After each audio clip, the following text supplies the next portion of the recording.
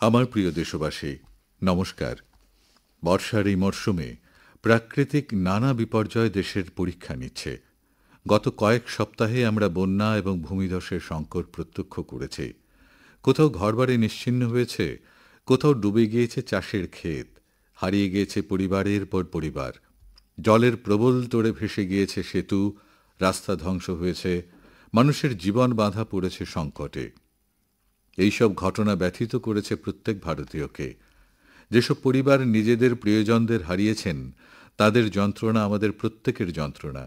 যেখানেই সংকট এসেছে, সেখানে মানুষকে বাঁচানোর জন্য আমাদের এনডিআরএফ, এসডিআরএফ এর জওয়ানেরা, অন্যান্য নিরাপত্তা বাহিনী সকলে দিনরাত কাজ করেছে। জওয়ানরা প্রযুক্তির সাহায্যও নিয়েছে। Thermal camera, live detector, sniffer dog আর ড্রোনের নজরদারি এমন অনেক আধুনিক উপকরণের সাহায্য নিয়ে ত্রাণ কাজে গতি আনার পূর্ণ প্রয়াস করা হয়েছে। এই সময়ে হেলিকপ্টারের মাধ্যমে ত্রাণ সামগ্রী পৌঁছে দেওয়া হয়েছে, আহতদের এয়ারলিফট করে নিয়ে আসা হয়েছে। প্রাকৃতিক বিপর্যয়ের পর্বে সহায়ক হয়ে আবির্ভূত হয়েছে সেনাবাহিনী, স্থানীয় মানুষ, সামাজিক কর্মকর্তা, ডাক্তার, প্রশাসন। সংকটের এই সময়ে সবাই যথাসাধ্য চেষ্টা করেছে। আমি সেই সব নাগরিকদের প্রত্যেককে ধন্যবাদ জানাই, যাঁরা এই কঠিন সময়ে মানবিকতাকে স্থান দিয়েছেন সবার উপরে। আমার প্রিয় দেশবাসী, বন্যা আর বর্ষার এই ধ্বংসলীলার মাঝে জম্মু কাশ্মীর দুটো বড় সাফল্য অর্জন করেছে। এই ব্যাপারে খুব বেশি মানুষ নজর দেননি, কিন্তু যখন আপনি জানবেন সেগুলো সম্পর্কে, তখন খুব ভালো লাগবে আপনার। জম্মু কাশ্মীরের পুলওয়ামার এক স্টেডিয়ামে রেকর্ড সংখ্যক মানুষ জড়ো হয়েছিলেন। সেখানে পুলওয়ামার প্রথম দিবারাত্রিব্যাপী ক্রিকেট ম্যাচ অনুষ্ঠিত হয়। আগে এটা হওয়া অসম্ভব ছিল, কিন্তু এখন আমার দেশ বদলাচ্ছে। এই ম্যাচ রয়্যাল প্রিমিয়ার লিগের অংশ, যেখানে জম্মু কাশ্মীরের আলাদা আলাদা দল খেলছে। এত মানুষ, বিশেষ করে তরুণেরা, পুলওয়ামাতে রাতের সময় হাজারে হাজারে ক্রিকেট উপভোগ করেছে। এই দৃশ্য সত্যি অনুপম। বন্ধুরা, অন্য যে উদ্যোগ দৃষ্টি আকর্ষণ করেছে সেটা হচ্ছে দেশে প্রথমবার অনুষ্ঠিত খেলো ইন্ডিয়া ওয়াটার স্পোর্টস ফেস্টিভ্যাল, আর সেটাও শ্রীনগরের ডাল হ্রদে অনুষ্ঠিত হয়েছে। সত্যি এমন উৎসব আয়োজনের জন্য কত সুন্দর জায়গা এটা। এর উদ্দেশ্য জম্মু কাশ্মীরে ওয়াটার স্পোর্টসকে আরও জনপ্রিয় করে তোলা। এখানে গোটা ভারতের ৮০০রও বেশি অ্যাথলিট অংশগ্রহণ করেন। পিছিয়ে ছিলেন না মহিলা অ্যাথলিটরাও। তাদের অংশগ্রহণও পুরুষ অ্যাথলিটদের মোটামুটি সমান ছিল। আমি সেই সকল খেলোয়াড়দের অভিনন্দন জানাতে চাই যাঁরা এতে অংশ নিয়েছেন। বিশেষ অভিনন্দন মধ্যপ্রদেশকে, যাঁরা সবথেকে বেশি পদক জিতেছে। তারপরে স্থান ছিল হরিয়ানা এবং ওড়িশার। জম্মু কাশ্মীরের সরকার এবং সেখানকার স্থানীয় মানুষজনের আত্মীয়তা এবং অতিথি আপ্যায়নের আমি প্রভূত প্রশংসা করছি। বন্ধুরা, এই উদ্যোগ থেকে পাওয়া অভিজ্ঞতাকে আপনাদের কাছে পৌঁছে দেওয়ার লক্ষ্যে আমি ভেবেছি যে এমন দুজন খেলোয়াড়ের সঙ্গে কথা বলবো আমি, যারা এতে অংশগ্রহণ করেছেন। তাদের মধ্যে একজন ওড়িশার রশ্মিতা সাহু আর দ্বিতীয়জন শ্রীনগরের মহসিন আলী। আসুন শুনি তাঁরা কি বলছেন। প্রধানমন্ত্রী: রশ্মিতাজি নমস্কার। রশ্মিতা: নমস্কার স্যার। প্রধানমন্ত্রী: জয় জগন্নাথ। রশ্মিতা: জয় জগন্নাথ স্যার। প্রধানমন্ত্রী: রশ্মিতাজি, সবার প্রথমে খেলাধুলার ক্ষেত্রে আপনার সাফল্যের জন্য আপনাকে অনেক অনেক অভিনন্দন। রশ্মিতা: স্যার, আপনাকে অনেক ধন্যবাদ। প্রধানমন্ত্রী: রশ্মিতাজি, আমাদের শ্রোতারা আপনার সম্বন্ধে এবং খেলাধুলার সাফল্যের কথা জানার জন্য আগ্রহী। আমিও উদ্গ্রীব হয়ে আছি, আপনি বলুন। রশ্মিতা: স্যার, আমি রশ্মিতা সাহু, ওড়িশার অধিবাসী। আমি ক্যানোয়িং খেলোয়াড়। আমি ২০১৭ সাল থেকে ক্যানোয়িং শুরু করি। আমি জাতীয় স্তরে ন্যাশনাল চ্যাম্পিয়নশিপ এবং ন্যাশনাল গেমসে অংশগ্রহণ করছি। আমি মোট ৪১টি পদক পেয়েছি, তার মধ্যে ১৩টি সোনা, ১৪টি রূপো এবং ১৪টি ব্রোঞ্জ পদক। প্রধানমন্ত্রী: এই খেলার প্রতি আপনার আগ্রহ কিভাবে হলো? কে আপনাকে সর্বপ্রথম এই বিষয়ে উৎসাহিত করেছে? আপনাদের পরিবারে কি খেলাধুলার পরিবেশ আছে? রশ্মিতা: না স্যার, আমি যে গ্রামে থাকি সেখানে খেলার তেমন কোনো পরিবেশ ছিল না। এখানে নদীতে বোটিং হচ্ছিল, আমি সাঁতার কাটতে গিয়েছিলাম। বন্ধুদের সঙ্গে সাঁতার কাটছিলাম, তখন ক্যানোয়িং, কায়াকিং এর একটি নৌকা যাচ্ছিল। আমি এটার ব্যাপারে কিছুই জানতাম না। আমি এক বন্ধুকে জিজ্ঞাসা করে এটা কি, ও বলল যে জগৎপুরে সাই স্পোর্টস সেন্টার আছে, ওখানে এই খেলার অনুশীলন হয়, আমিও ওখানে যাচ্ছি। ব্যাপারটা আমার বেশ আকর্ষণীয় মনে হলো। আমি জানতাম না বাচ্চারা জলে কিভাবে বোটিং করে। আমি ওকে বললাম যে আমিও যাব। কিভাবে যাব সেটা বলো। তখন ও বলল যে ওখানে গিয়ে কথা বলো। আমি তৎক্ষণাৎ বাড়িতে গিয়ে বাবাকে বললাম যে আমি ওখানে যাব। বারবার বলার পর বাবা রাজি হলেন এবং আমাকে ওখানে নিয়ে গেলেন। ওই সময় ট্রায়ালের টাইম ছিল না, কোচেরা বললেন যে ফেব্রুয়ারি মার্চ মাস নাগাদ ট্রায়াল হয়, সেই সময় আসতে হবে। আমি আবার ট্রায়ালের সময় আসি। প্রধানমন্ত্রী: আচ্ছা রশ্মিতা, কাশ্মীরে আয়োজিত খেলো ইন্ডিয়া ওয়াটার স্পোর্টস ফেস্টিভ্যাল সম্পর্কে আপনার অভিজ্ঞতা কেমন? আপনি কি প্রথমবার কাশ্মীরে গিয়েছিলেন? রশ্মিতা: হ্যাঁ স্যার, আমি প্রথমবার কাশ্মীরে গিয়েছিলাম। খেলো ইন্ডিয়া ওয়াটার স্পোর্টস ফেস্টিভ্যালে আমি দুটো ইভেন্টে অংশগ্রহণ করেছিলাম, 200 মিটার সিঙ্গেলস এবং 500 মিটার ডাবলসে, আর দুটোতেই আমি স্বর্ণপদক পেয়েছি। প্রধানমন্ত্রী: আরে বাহ, দুটোতেই স্বর্ণপদক পেয়েছেন? রশ্মিতা: হ্যাঁ স্যার। প্রধানমন্ত্রী: অনেক অনেক অভিনন্দন। রশ্মিতা: ধন্যবাদ স্যার। প্রধানমন্ত্রী: আচ্ছা রশ্মিতা, ওয়াটার স্পোর্টস ছাড়া আপনার হবিজ আর কি কি আছে? রশ্মিতা: স্যার, ওয়াটার স্পোর্টস ছাড়া স্পোর্টসের ক্ষেত্রে দৌড়তে আমার খুব ভালো লাগে। আমি যখনই ছুটিতে যাই তখন দৌড়ানো অভ্যেস করি। পুরনো ফিল্ডে আমি ফুটবল খেলাও শিখেছিলাম। ছুটি পেলেই দৌড় অভ্যাস করি আর অল্প বিস্তর ফুটবল খেলি। প্রধানমন্ত্রী: তার মানে খেলাধুলা আপনার রক্তে রয়েছে? রশ্মিতা: হ্যাঁ স্যার, স্কুলে প্রথম থেকে দশম শ্রেণী পর্যন্ত আমি যেসব খেলাধুলার প্রতিযোগিতায় অংশগ্রহণ করতাম প্রত্যেকটাতে আমি প্রথম হতাম, চ্যাম্পিয়ন হতাম। প্রধানমন্ত্রী: রশ্মিতাজি, যারা আপনার মতো খেলাধুলার ক্ষেত্রে উল্লেখযোগ্য কিছু করতে চান তাদের উদ্দেশ্যে আপনি কি বার্তা দেবেন? রশ্মিতা: স্যার, অনেক ছেলে মেয়ের তো বাড়ি থেকে বেরোনোই বারণ, আর মেয়ে বলে তো প্রশ্ন ওঠে কোথায় কিভাবে যাবে। টাকা পয়সার অভাবে অনেককে খেলাধুলা ছাড়তে হচ্ছে। খেলো ইন্ডিয়ার এই স্কিম থেকে অনেক ছেলে মেয়ে আর্থিক এবং অন্যান্য সাহায্য পাচ্ছে, অনেকেই উন্নতি করতে পারছে। আর আমি সবাইকে বলবো যে খেলা ছেড়ো না, খেলাধুলার মাধ্যমে অনেক উন্নতি করা সম্ভব। খেলা তো খেলাই, খেলাধুলা করলে শরীরের প্রতিটি অঙ্গ সুস্থ থাকে। খেলায় ইন্ডিয়াকে পদক এনে দেওয়াও আমাদের কর্তব্য। প্রধানমন্ত্রী: ঠিক আছে রশ্মিতাজি, আমার খুব ভালো লাগলো। আপনাকে আবার অনেক অনেক অভিনন্দন। আপনার বাবাকে আমার প্রণাম জানাবেন। অনেক অসুবিধার মধ্যেও উনি মেয়েকে এগিয়ে যাওয়ার জন্য উৎসাহ দিয়েছেন। আমার অনেক অনেক শুভকামনা রইল। ধন্যবাদ। রশ্মিতা: ধন্যবাদ স্যার। প্রধানমন্ত্রী: জয় জগন্নাথ। রশ্মিতা: জয় জগন্নাথ স্যার। প্রধানমন্ত্রী: মহসিন আলী নমস্কার। মহসিন আলী: নমস্কার স্যার। প্রধানমন্ত্রী: মহসিনজি, আপনাকে অনেক অনেক অভিনন্দন আর আপনার উজ্জ্বল ভবিষ্যতের জন্য অনেক অনেক শুভকামনা। মহসিন আলী: ধন্যবাদ স্যার। প্রধানমন্ত্রী: মহসিন, প্রথমবার খেলো ইন্ডিয়া ওয়াটার স্পোর্টসের ফেস্টিভ্যাল, আর এতে আপনি প্রথম স্বর্ণপদক জিতেছেন। আপনার কেমন লাগলো? মহসিন আলী: স্যার, আমি খুব খুশি। প্রথমবার কাশ্মীরে খেলো ইন্ডিয়ার আয়োজন করা হয়েছে আর আমি স্বর্ণপদক পেয়েছি। প্রধানমন্ত্রী: অন্যান্যরা কি বলছেন? মহসিন আলী: স্যার, সবাই এটা নিয়ে আলোচনা করছে, আমার পরিবারও খুব খুশি। প্রধানমন্ত্রী: আপনার বিদ্যালয়ের সকলে কি বলছে? মহসিন আলী: বিদ্যালয়ের সকলে খুব খুশি। কাশ্মীরে সকলে বলছে আপনি তো গোল্ড মেডেলিস্ট। প্রধানমন্ত্রী: তাহলে আপনি তো বড় সেলিব্রিটি হয়ে গেছেন। মহসিন আলী: হ্যাঁ স্যার। প্রধানমন্ত্রী: আচ্ছা, ওয়াটার স্পোর্টসে আপনার আগ্রহ কি করে হলো, আর আপনার নজরে এর উপকারিতা কি কি? মহসিন আলী: ছোটবেলায় ডাল লেকে নৌকা চলতে দেখেছি। বাবা বলতো তুমি কি নৌকো চালাবে? আমারও শখ ছিল। আমি একদিন ওখানকার সেন্টারে ম্যাডামের কাছে গেলাম, ওই বিলকিস ম্যাডামই আমাকে শেখালেন। প্রধানমন্ত্রী: আচ্ছা মহসিন, শ্রীনগরে প্রথমবার ওয়াটার স্পোর্টসের আয়োজন করা হয়, তাও ডাল লেকে। পুরো দেশ থেকে লোক এখানে এসেছিল। এই ব্যাপারে স্থানীয় মানুষদের অনুভূতি কেমন? মহসিন আলী: স্যার, সকলে খুব খুশি। খুব সুন্দর জায়গা, সকল প্রকার সুযোগ সুবিধা আছে। এখানে খেলো ইন্ডিয়ার আয়োজন বেশ ভালোভাবে করা হয়েছে। প্রধানমন্ত্রী: খেলাধুলার জন্য আপনি কখনো কাশ্মীরের বাইরে কোথাও গিয়েছেন? মহসিন আলী: হ্যাঁ স্যার, আমি ভোপাল, গোয়া, কেরল এবং হিমাচলে গেছি।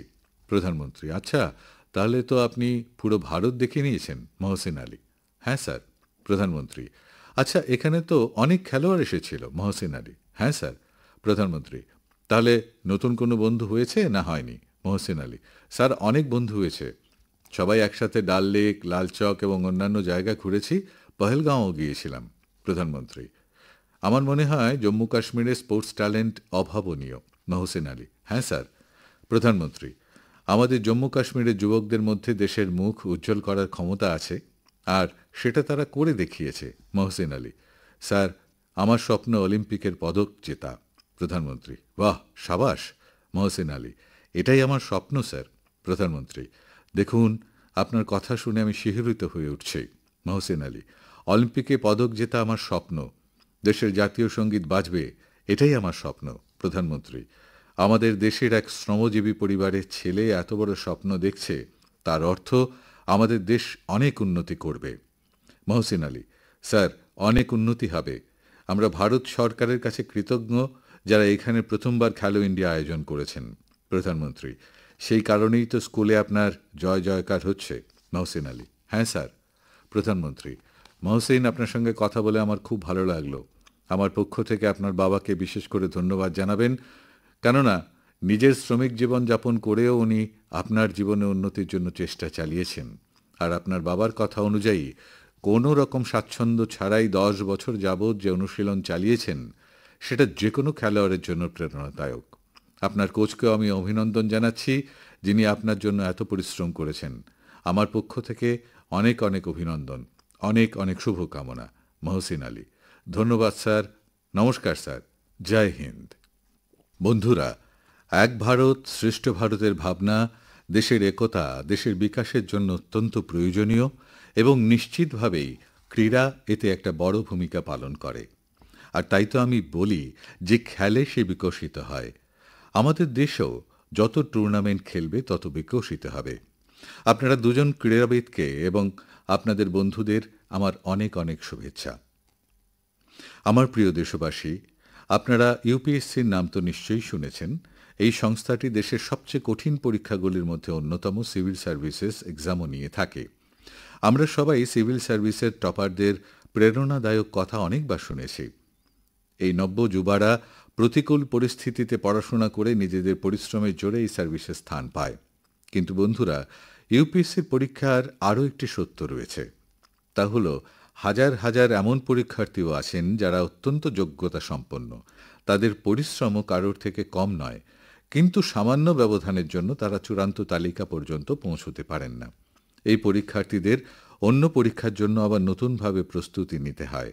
তাতে তাদের সময় ও অর্থ উভয়ই ব্যয় হতো।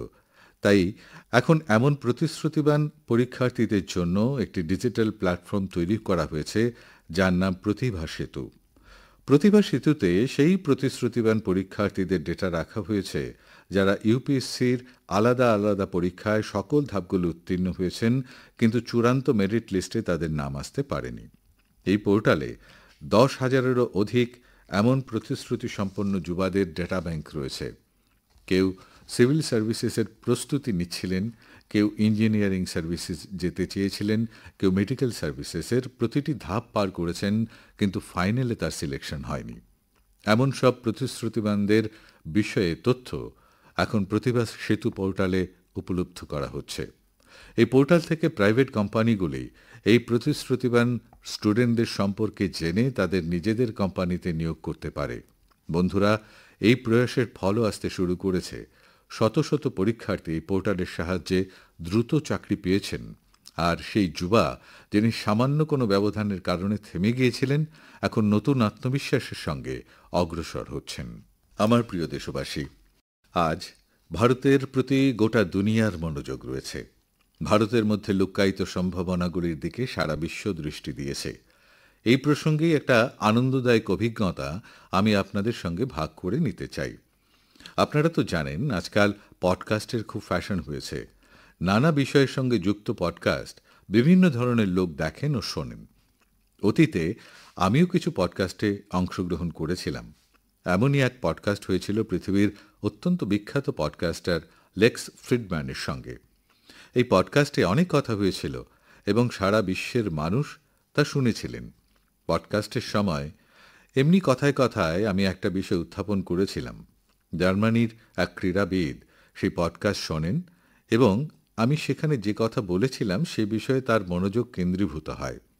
তিনি এই টপিকের সঙ্গে এতটাই কানেক্ট করেছিলেন যে প্রথমে তিনি এই বিষয়ে রিসার্চ করেন, তারপর জার্মানিতে ভারতীয় দূতাবাসের সঙ্গে যোগাযোগ করেন এবং চিঠি লিখে জানান যে উনি এই বিষয়টি নিয়ে ভারতের সঙ্গে সংযুক্ত হতে চান। আপনারা ভাবছেন মোদিজি পডকাস্টে এই রকম বিষয় নিয়ে কেন বললেন, যেটা জার্মানির এক খেলোয়াড়কে উৎসাহিত করল? এটা কোন বিষয় ছিল? আমি আপনাদের মনে করিয়ে দিচ্ছি, আমি পডকাস্টে কথায় কথায় মধ্যপ্রদেশের শহডোলের ফুটবল উন্মাদনার সঙ্গে যুক্ত এক গ্রামের কথা বলেছিলাম। আসলে 2 বছর আগে আমি শহডোল গিয়েছিলাম, ওখানকার ফুটবল খেলোয়াড়দের সঙ্গে দেখা করেছিলাম। পডকাস্টের সময় আমি এক প্রশ্নের উত্তরে শহরডোলের ফুটবল খেলোয়াড়দের উল্লেখ করেছিলাম। এই কথা জার্মানির ফুটবল খেলোয়াড় এবং কোচ ডায়েটমার বেয়ার্সডর্ফার ও শুনেছিলেন। শহরডোলের তরুণ ফুটবল খেলোয়াড়দের জীবন কাহিনী তাকে খুব প্রভাবিত করেছিল, প্রেরণা দিয়েছিল। সত্যি কথা বলতে কি, কেউ কল্পনাও করতে পারেনি যে ওখানকার প্রতিভাশালী ফুটবল খেলোয়াড়রা অন্য দেশের মনোযোগ নিজেদের প্রতি আকর্ষণ করতে পারবেন। এখন জার্মানির ওই কোচ শহরডোলের কিছু খেলোয়াড়কে জার্মানির এক একাডেমিতে ট্রেনিং দেওয়ার জন্য সুপারিশ করেছেন। এরপর মধ্যপ্রদেশ সরকারও তাঁর সঙ্গে যোগাযোগ করেছেন। শীঘ্রই শহডোল থেকে আমাদের কিছু যুবা বন্ধু ট্রেনিং কোর্সের জন্য জার্মানি যাবেন। আমার এই দেখে খুব আনন্দ হচ্ছে যে ভারতে ফুটবলের জনপ্রিয়তা ধারাবাহিকভাবে বেড়ে চলেছে। আমি ফুটবল প্রেমীদের বলবো, সময় পেলে অবশ্যই শহডোল যাবেন এবং ওখানে যে স্পোর্টিং রেভলিউশন হচ্ছে সেটা প্রত্যক্ষ করবেন। আমার প্রিয় দেশবাসী, সুরাটের অধিবাসী জিতেন্দ্র সিং রাঠোরের সম্পর্কে জানলে আপনাদের খুব ভালো লাগবে, মন গর্বে ভরে যাবে। জিতেন্দ্র সিং রাঠোর একজন সিকিউরিটি গার্ড, আর তিনি এমন এক অসাধারণ উদ্যোগ নিয়েছেন যা সমস্ত দেশপ্রেমীদের জন্য প্রেরণাস্বরূপ। গত কয়েক বছর ধরে ভারত মাতাকে রক্ষার জন্য যে সমস্ত জওয়ান প্রাণ বলিদান করেছেন, তিনি তাঁদের সম্পর্কে সমস্ত তথ্য একত্রিত করছেন। এখন তাঁর কাছে প্রথম বিশ্বযুদ্ধ থেকে শুরু করে আজ পর্যন্ত হাজার হাজার বীর শহীদ জওয়ানদের সম্পর্কে তথ্য রয়েছে। তাঁর কাছে শহীদদের হাজার হাজার ছবিও রয়েছে। একবার এক শহীদের বাবার বলা কথাগুলো তাঁর হৃদয় গভীরভাবে ছুঁয়ে যায়। শহীদের বাবা বলেছিলেন, ছেলে চলে গেছে তো কি হয়েছে, মাতৃভূমি তো সুরক্ষিত আছে। এই একটি কথা জিতেন্দ্র সিংজির মনে দেশপ্রেমের এক অদ্ভুত আবেগ তৈরি করে। আজ তিনি বহু শহীদের পরিবারের সঙ্গে যোগাযোগ রেখে চলেছেন। তিনি কম করে হলেও প্রায় ২৫০০ শহীদের মা বাবার পদধূলি নিজের কাছে সংগ্রহ করে রেখেছেন। এটি সশস্ত্র সেনাদের প্রতি তাঁর গভীর ভালোবাসা এবং তাঁদের সঙ্গে একাত্ম হয়ে যাওয়ার এক জীবন্ত উদাহরণ। জিতেন্দ্রজির জীবন আমাদের দেশপ্রেমের প্রকৃত শিক্ষা প্রদান করে। আমার প্রিয় দেশবাসী, আজকাল আপনারা দেখে থাকবেন প্রায়ই ঘরের ছাদের উপরে বড় বিল্ডিংয়ে, সরকারি অফিসে সোলার প্যানেল চকচক করছে। লোকজন এখন এর গুরুত্ব বুঝতে পারছে এবং খোলা মনে আপন করে নিয়েছেন। আমাদের দেশের প্রতি সূর্যদেবের এত কৃপা, তাহলে তাঁর দেওয়া এই শক্তির সদ্ব্যবহার আমরা কেন করব না? বন্ধুরা, সোলার পাওয়ার কৃষকদের জীবনও বদলে দিচ্ছে। ওই ক্ষেত, ওই পরিশ্রম, ওই কৃষক, কিন্তু এখন পরিশ্রমের ফল অনেক বেশি। এই পরিবর্তন আসছে সোলার পাম্প আর সোলার রাইস মিল থেকে। আজ দেশের বহু রাজ্যে শত শত সোলার রাইস মিল লাগানো হয়েছে। এই সোলার রাইস মিল কৃষকদের আয় বাড়ানোর সঙ্গে সঙ্গে তাদের চেহারাতেও জৌলুস বাড়িয়েছে। বন্ধুরা, বিহারের দেবকীজি সোলার পাম্পের সাহায্যে গ্রামের ভাগ্য বদলে দিয়েছেন। মুজফ্ফরপুরের রতনপুরা গ্রামের বাসিন্দা দেবকীজিকে লোকে এখন ভালোবাসে সোলার দিদি বলে। দেবকীজির জীবন সহজ ছিল না। অল্প বয়সে বিয়ে হয়ে যায়, ছোট ক্ষেত, 4টি বাচ্চার দায়িত্ব এবং ভবিষ্যতের কোনো পরিকল্পনা, ছবি তার সামনে ছিল না। কিন্তু তার আত্মবিশ্বাস কখনো টাল খায়নি। তিনি এক সেলফ হেল্প গ্রুপের সঙ্গে যুক্ত হন, আর সেখানেই তিনি সোলার পাম্প সম্পর্কে জানতে পারেন। তিনি সোলার পাম্প লাগানোর জন্য চেষ্টা চালাতে থাকেন এবং সেই চেষ্টায় সফল হন। সোলার দিদি, সোলার পাম্প এরপর গ্রামের ছবি বদলে দিয়েছে। যেখানে আগে কয়েক একর মাত্র জমিতে সেচ করা সম্ভব হতো, এখন সোলার দিদির সোলার পাম্পের সাহায্যে 40 একরেরও বেশি জমিতে জলের সেচ পৌঁছে যাচ্ছে। সোলার দিদির এই অভিযানে গ্রামের অন্য কৃষকরাও যুক্ত হয়ে গেছে। তাদের ফসল উপচে পড়ছে, আমদানিও বাড়তে শুরু করেছে। বন্ধুরা, আগে দেবকীজির জীবন 4 দেয়ালের ভেতর সীমাবদ্ধ ছিল, কিন্তু আজ তিনি পুরো আত্মবিশ্বাসের সঙ্গে নিজের কাজ করে যাচ্ছেন। সোলার দিদি হয়ে উপার্জন করছেন, আর সবথেকে আনন্দের কথা হলো তিনি নিজের এলাকার কৃষকদের কাছ থেকে ইউপিআই এর মাধ্যমে পেমেন্ট নিচ্ছেন। এখন পুরো গ্রামে তাকে অত্যন্ত সম্মানের চোখে দেখা হয়। তার পরিশ্রম এবং দূরদর্শিতা দেখিয়ে দিয়েছে যে সৌরশক্তি শুধু বিদ্যুৎ সমস্যার সমাধান নয়, বরং গ্রামে গ্রামে নতুন ভবিষ্যৎ গড়ার এক নতুন শক্তিও বটে। আমার প্রিয় দেশবাসী, 15ই সেপ্টেম্বর ভারতের মহান ইঞ্জিনিয়ার মোক্ষগুন্ডম বিশ্বেশ্বরাইয়ের জন্মদিন। ওই দিনটি আমরা ইঞ্জিনিয়ার্স ডে হিসেবে পালন করি। ইঞ্জিনিয়ার শুধু মেশিনই তৈরি করেন না, তারা স্বপ্নকে বাস্তবায়িত করার কর্মযোগীও। আমি ভারতের প্রতিটি ইঞ্জিনিয়ারদের প্রশংসা করছি এবং তাদের আমার শুভকামনা জানাচ্ছি। বন্ধুরা, সেপ্টেম্বরেই ভগবান বিশ্বকর্মার পূজার পবিত্র সময় আসছে। 17ই সেপ্টেম্বর বিশ্বকর্মা পুজো। এই দিনটি সেই সব বিশ্বকর্মা বন্ধুদের প্রতি সমর্পণ করা হয় যারা শিল্পের ঐতিহ্য, কৌশল এবং জ্ঞান বিজ্ঞানকে অনবরত এক প্রজন্ম থেকে অন্য প্রজন্মে পৌঁছে দিচ্ছেন। আমাদের সূত্রধর, কামার, স্বর্ণকার, কুম্ভকার, মৃৎশিল্পী, কাঠের কারিগর আগাগোড়াই ভারতের সমৃদ্ধির বুনিয়াদ ছিলেন। আমাদের এই বিশ্বকর্মা বন্ধুদের সাহায্যের জন্য সরকার বিশ্বকর্মা যোজনাও চালাচ্ছেন। বন্ধুরা, এখন আমি আপনাদের এক অডিও রেকর্ডিং শোনাতে চাইছি।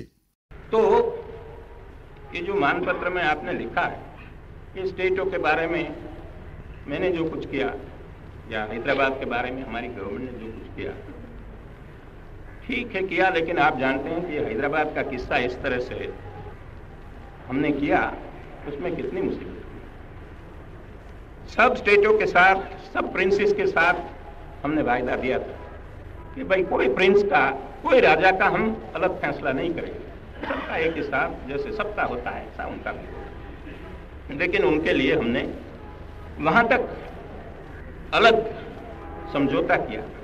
তো এই যে মানপত্রে আপনি লিখেছেন যে রাজ্যের ব্যাপারে আমি যা কিছু করেছি বা হায়দ্রাবাদের ব্যাপারে আমাদের সরকার যা কিছু করেছে তা ঠিকই করেছে, কিন্তু আপনি কি জানেন যে হায়দ্রাবাদের কাহিনী এইরকম, যা আমরা করেছি তা করতে গিয়ে কত অসুবিধে হয়েছে। আমরা কথা দিয়েছিলাম যে কোনো প্রিন্সের, যে কোনো রাজার বিরুদ্ধে কোনো বিরূপ সিদ্ধান্ত নেওয়া হবে না, সকলের যা হবে তাঁরও তাই হবে, কিন্তু তার জন্য আমরা আলাদা সমঝোতা করেছিলাম। বন্ধুরা, এই কণ্ঠ লৌহ মানব সর্দার বল্লভভাই প্যাটেলের। হায়দ্রাবাদের ঘটনা তার কণ্ঠে যে বেদনা ঝরে পড়েছে তা আপনারা অনুভব করতে পারছেন। আগামী সেপ্টেম্বর মাসে আমরা হায়দ্রাবাদ লিবারেশন ডে পালন করব। এই সেই মাস যখন আমরা সেই সব বীরদের সাহসের কথা স্মরণ করি যারা অপারেশন পোলোর সঙ্গে যুক্ত ছিলেন। আপনাদের সবার জানা আছে নিশ্চয়ই যে যখন 1947 সালের আগস্ট মাসে ভারত স্বাধীনতা পায়, তখন হায়দ্রাবাদ একদম অন্য অবস্থানে ছিল। নিজাম আর রাজাকারদের অত্যাচার দিন দিন বেড়ে চলেছিল। জাতীয় পতাকা ওড়ানোর জন্য কিংবা বন্দে মাতরম বলার জন্য মৃত্যুদণ্ডও দেওয়া হতো। মহিলা এবং গরিবদের উপর অত্যাচার করা হতো। সেই সময় বাবা সাহেব আম্বেদকরও সাবধান করেছিলেন যে এই সমস্যা অনেক বড় হয়ে দাঁড়াবে। অবশেষে সর্দার প্যাটেল এই ব্যাপারটা নিজের হাতে নিয়ে নেন। তিনি অপারেশন পোলো শুরু করার জন্য সরকারকে রাজি করান। রেকর্ড সময়ে আমাদের সেনারা হায়দ্রাবাদকে নিজামের অত্যাচারের হাত থেকে উদ্ধার করে স্বাধীন করেন এবং ভারতের সঙ্গে তাকে যুক্ত করেন। সারা দেশ এই সাফল্য উদযাপন করে। আমার প্রিয় দেশবাসী, আপনারা বিশ্বের যে কোনো জায়গায় চলে যান, সেখানে আপনি অবশ্যই ভারতীয় সংস্কৃতির প্রভাব দেখতে পাবেন। আর এই প্রভাব শুধু বিশ্বের বড় বড় শহরেই সীমাবদ্ধ নেই, ছোট ছোট শহরেও তা চোখে পড়বে। ইটালির এক ছোট্ট শহর ক্যামরোতন্দেতেও সেরকম আমি দেখতে পেয়েছি। এখানে মহর্ষি বাল্মীকির মূর্তির আবরণ উন্মোচন করা হয়েছে। এই কার্যক্রমে ওখানকার স্থানীয় মেয়রের সঙ্গে ওখানকার অনেক গণ্যমান্য ব্যক্তিও সামিল হয়েছিলেন। ক্যাম্প রোতেন্দোর বাসিন্দা ভারতীয় বংশোদ্ভূত মানুষ বাল্মীকিজির মূর্তি স্থাপনায় খুব খুশি হয়েছিলেন। মহর্ষি বাল্মীকির উপদেশ আমাদের সবাইকে অনেক প্রেরণা দান করে। বন্ধুরা, এই মাসের শুরুতে কর্ণাটকের মিসিসাগাতে প্রভু শ্রীরামের 51 ফিট উঁচু প্রতিমার আবরণ উন্মোচন করা হলো। এই আয়োজনে জনসাধারণের অত্যন্ত উৎসাহ ছিল। সোশ্যাল মিডিয়াতে প্রভু শ্রীরামের এই অতি চমৎকার প্রতিমার ভিডিও খুব শেয়ার করা হয়েছে। বন্ধুরা, রামায়ণ আর ভারতীয় সংস্কৃতির প্রতি ভালোবাসা এখন বিশ্বের প্রতিটি কোণে পৌঁছে যাচ্ছে। রাশিয়াতে এক বিখ্যাত জায়গা আছে ভ্লাদিভস্টক।